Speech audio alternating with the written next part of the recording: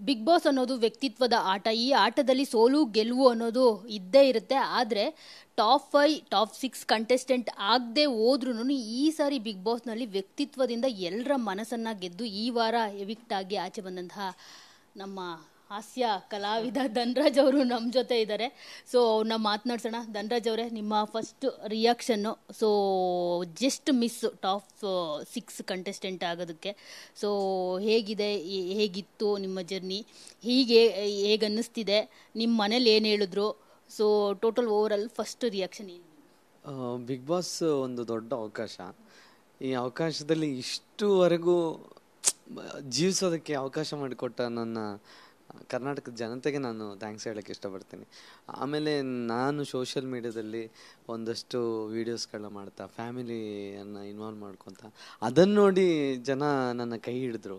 ಅವರು ಕೈ ಹಿಡ್ದಿದ್ದಕ್ಕೆ ನನಗೆ ಆ ಒಂದು ದೊಡ್ಡ ಅವಕಾಶ ಸಿಕ್ಕಿದೆ. ಸೊ ಅವ್ರಿಗೂ ನಾನು ಋಣಿಯಾಗಿರ್ತೀನಿ.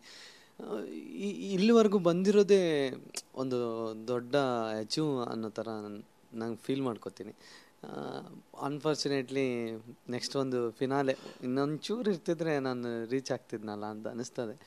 ಆದರೆ ಹೊರಗಡೆ ನನಗೆ ಜನ ಕೊಡ್ತಿರೋ ಸಪೋರ್ಟ್ ನೋಡಾಗ ತುಂಬ ಅಯ್ಯೋ ಏನು ಇಷ್ಟೊಂದು ಪ್ರೀತಿ ತೋರಿಸ್ತಾರಲ್ಲ ಅಂತ. ಅಂದರೆ ನಾನು ಏನೋ ಒಂದು ತಪ್ಪು ಮಾಡಿದೆ ಅನ್ನೋ ಥರ ನನಗೆ ಗಿಲ್ಟ್ ಕಾಡ್ತು.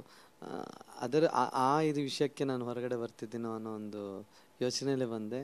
ಹೊರಗಡೆ ಸರ್ಪ್ರೈಸಿಂಗ್ಲಿ ನನಗೆ ನನ್ನ ಜನರು ರಿಸೀವ್ ಮಾಡ್ಕೊಂಡ ರೀತಿ ನಂಗೆ ತುಂಬ ಒಂಥರ ಏನು ಹೇಳಬೇಕು, ಅದಕ್ಕೆ ಹೆಂಗೆ ಥ್ಯಾಂಕ್ಸ್ ಹೇಳಬೇಕು, ಅಥವಾ ನನ್ನ ಜೊತೆಗೆ ಇಷ್ಟೊಂದು ಶಕ್ತಿ ಇದೆ ಅಂತ ಇದ್ದರೆ ಆ ಶಕ್ತಿ ಇರೋ ಧೈರ್ಯ ನನಗೆ ಬಿಗ್ ಬಾಸ್ ಮನೆ ಒಳಗಡೆ ಒಂಚೂರು ಗೊತ್ತಾಗ್ತಿರಲಿಲ್ಲ. ಬಿಗ್ ಬಾಸ್ ಮನೆ ಅಲ್ಲಿ ಇರೋದು ಒಂದು ಎಲ್ಲ ನಾವೇ ಹೊಡೆದಾಡ್ಕೋಬೇಕು, ಅಥವಾ ನಮಗೆ ನಾವೇ ಧೈರ್ಯ ಹೇಳ್ಕೊಂಡು ನಾವು ಆಟ ಆಡಬೇಕು.